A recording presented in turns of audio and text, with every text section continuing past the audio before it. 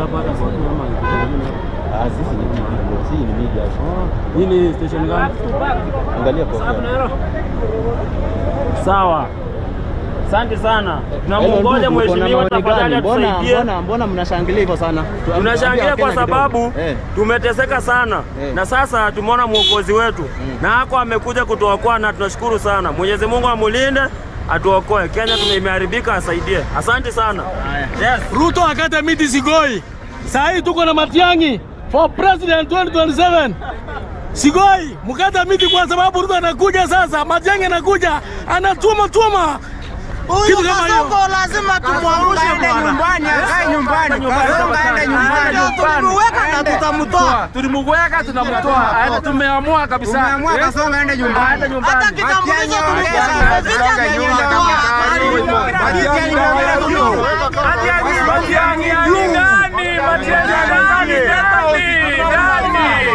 tunasukuma Matiang'i ndani.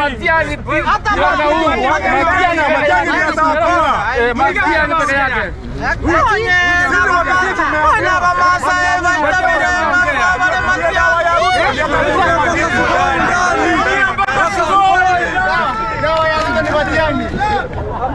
Karibu Matiang'i nyumbani. Hapo kazi. Haya.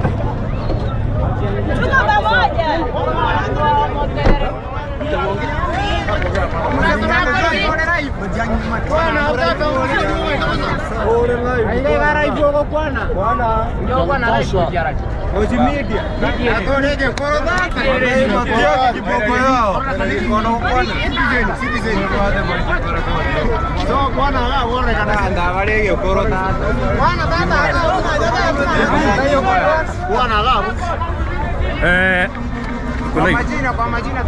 Kwa majina naitwa Wycliffe Machoka.